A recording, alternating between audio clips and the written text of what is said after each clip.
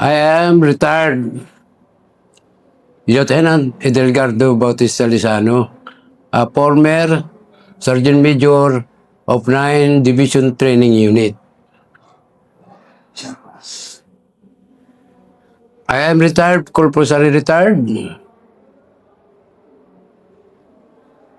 Test mission ng SR plus 106. Bakit ano nangyari? Nag-jump off kami ng madaling araw. Pero, bago yan, ano yung kinoconfront ng mga kalaban ng Yung test mission? ang kinumpront namin ay yung front committee ng Cagayan, MPA. New People's Army. Okay. Na ayon sa balita na may nagkukota doon sa lugar na yon. Ngayon, ang ginawa namin, isang section kami under ni Lieutenant Ginid, now General na siya ngayon. Naglakad kami na whole night. Dumating kami doon sa madaling salita, mag-alas 3. Nagkanda kami ng ambus. Ngayon, pagdating ng mga alas 4:30, bumaba yung naturang MPA sa mga foreign area. Sa yung laging area. Now, doon tumigil mismo sa area namin. Hindi kami napapansin ng mga MPA dahil kasi yung ulap, yung buwan, natatabunan ng ulap, tapos may camouflaging kami sa tabi ng highway. Now, sabi nung isa, nung commander, na may dala ng radyo, Ingkan Barok, mga lakati, tanong ko mag-apo yung tayong. MPA yun? MPA yun. Ano narinig? Katabi lang namin siya. Ang pagkita namin, ito lang at saka yung, yung lugar mo. Parang 2 meters. Isang metro, o isa't kalahating metro. Kaya dinig namin, madaling araw. Madaling araw siya.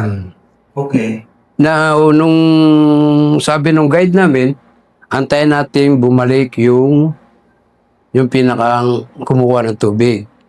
Na nung nag-ipon sila sa tabi namin, nasa area namin, nag-command na si Ginid. Siya ang naunang pumutok. Anong ginawa ng area na yun? Nag-harboring kayo? Kanda kami ng ambus. Tabing karsada yun eh. Tapos may kanal dito. Tapos dito sila nakalocate. Bumaba sila galing ng laging area. Pito sila. Pero nauna yung dalawa, parang advance, ang tumigil doon sa amin tapat, yung 5. Yung 5, isang metro kalahati na lang yung distansya. Yan ang distansya. Napakalapit na sa amin. Hindi kami nakikita dahil naka-camouflage kami sa tabi ng highway. Saka madilim pa. Madilim pa. Tatabunan pa kami ng ipil-ipil. Nandito kami. Ngayon nandito sila. Sila, liwanag na liwanag. Ngayon, nakalinya kami ganyan. Nung bumalik na yung... Anong natidinig nyo na usapan niya? Sabi nila, nung usapan nila, ikaw mga latidan at magapuyin tayo, Ilocano eh. Anong Tagalog? Sabi nila, kumuha ka ng tubig at tayo magsasaing na. Sabi niya. Ngayon, sinisiyasan kami ng guide na antay nating makabalik yung isa. Ngayon, nung dumating nauna yung aming section leader na si Lieutenant Ginid, na general na ngayon, pumutok na, nagputo ka na.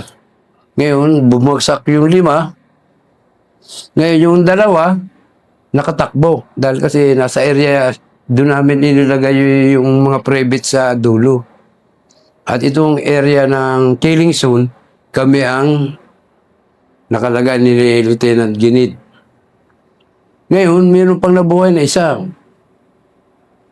Nirecover na namin yung sa madali salita, nirecover na namin yung 5 baril, yung 4. Yung isa, yung buhay, hindi pa namin nakukuha. Sabi niya, Manong, Maday patayin ak. Nagaduti anak ko, sabi niya. Sabi naman ni Litang Ginit, sige, gagamutin ka namin. Ibigay mo sa akin yung baril mo. Madi manong, sabi niya ganun. Di, inagaw na ni Litang Ginit. Tapos, hindi ko malimut-limutan. Nalimutan ko yung lugar na yun. Alaala ko pa kanina dyan eh. Yun, Cagayan Valley. Alam mo na rin, hindi nakapag-react ka naman. Hindi nakapag-react. Kasi natapos na, nagliliwanag na. After that, sabi niya, tumakbo kami sa SOP area. Nag-harboring kami. Tumakbo muna kami doon. Iniwanan namin yung patay. Kinuha na. Tapos nag-harboring kami, ground security kami. After na tapos dumating na yung isang section leader, tsaka namin binabaan yun. Nakarecover namin yung 5. Yun ang 5 baril ang nakuha namin. 2 M14, 3 Armalite. So, grabe nung punta. Yung patience nyo noon na nandyan na yung kalaban, talagang matindi. No. Hindi nyo binutukan pa rin. Hindi namin pinutukan dahil kasi nasa amin na yung defense, 4 pa yung naiwan dun eh. Nagkukwentuhan sila pero hindi namin, naririnig namin sila. Pero inantay namin yung isa. Malapit lang yung kinuna ng tubig eh. Galing sila sa bundok. Sila yata nagsa-security doon sa laging area. Pababa sila. Kalab. Oh, yun yung kalaban. Sabi niya, kumuha ka ng tubig at tayo magluluto na. Malapit lang barangay. Tapos ito, palayan. Ito barangay. Doon yata nila plano magluto. Pero nung tayo na nandun na yung kalaban, hindi na kayo nag-usap-usap pa. Nagsinyas na lang. Wala na, hindi na kami nag-uusap. Basta tayo na lang yung kutok. Oo. Tibligyan. Nung leader, section leader, si Lisan Ginid. Yun, nung pumutok na yun, hindi nagsabay-sabay na kami. Ano ang pakiramdam, Pastor, na kadikit mo na kalaban at narinig mo? Wala lang, sa akin naman naging normal na lang sa akin. Sabi ko, in-underestimate ko na rin, tao rin to. Tatabla din ang bala. Kaya, iginanong ko pa nga yung baril ko eh. Baka hindi napakalapit. Yun ang first time namin na mapa-encounter. Sumunod yung taga-Kalinga Payaw na yung team ni Lieutenant Suarez na. Yung nagati kasi kami. So, grabe ka lapit. Malapit talaga. Yung daan niya, rough road naman yung daan niya, lupa eh. Tapos may kaunting kanal dito. Oo. Tapos yung ipil-ipil na kaganon. Tapos mayroong parang ridge. Doon kami umupo. Nakaupo kami, nakasandal nga kami ganyan. Hindi naman kami natulog. Pero magdamag kami naglakad no. Nalimutan ko ng lugar to. Cagayan Valley. Cagayan Valley. Hindi sa Isabela. Si General Bating gano'n ang panahon nun. Kaya noon, ini-extend kami for another 7 days. Kaya, So, yun yung hindi mo. yun ang hindi ko malilimutan yung, marami akong encounter pero yun ang hindi ko malimutan. Kumusta ang tropa? Okay naman, okay. Ang tropa kasi kalat eh. 2 team lang kami dalawang section lang kami. Yung isang lieutenant na parity yata yun. Yung kay Ginid, 2 official nun, PME class 90. Bali 2 section lang. Tapos yung iba, nasa Kalinga Payaw. Doon naman sila napa-encounter sa Poking Corner. Sa Jones. Hindi ko matandaan itong lugar na ito. Nalimutan ko na. Ano yung pinakamahirap mo naman encounter? Ang pinakamahirap kong encounter, yung ambush nung draftee ako. Paano kwento mo kailan at saan? Paano nangyari? Pero hindi pa ako, sige, Okay lang. draftee lang ako nun. Oh, sige. Nung ma-ambush yung royal team namin, nag-reinforce kami, pero hindi kami makasuporta dahil napakalakas ng, may pa nun ng kalaban. Saan yun? Sa Kilometer 30, Nurupi, Maguindanao. Doon ako tinamaan.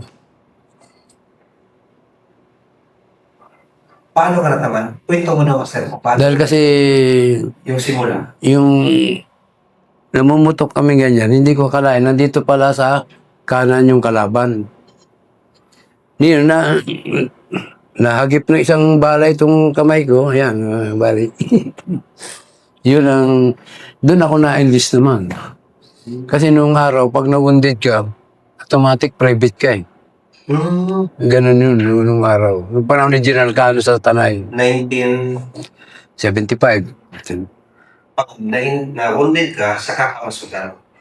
Pag tinamaan ka, automatic, enlist ka. Nung panahon, nung pag-wounded ka.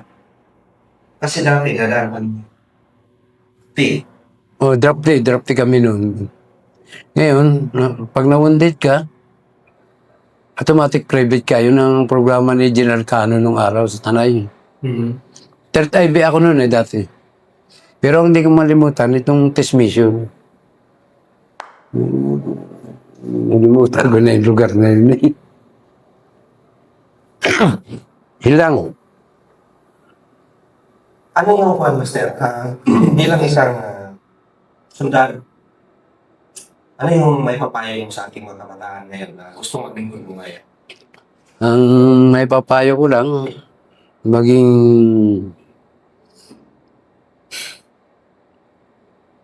masunurin lang sa tama at landas ng bilang isang sundalo.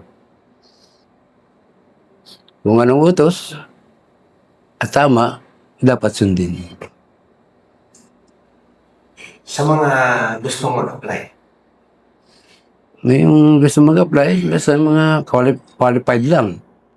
Kinakailangan desidido. Kung ano man ang maging kapalaran mo, sigurado yan, ikaw uunlad mo naman yan kung matuloy ka. Kasi pag nag-apply ka ng sundalo, kailangan desidido ka. Lahat ng requirement, kailangan mapasahan mo.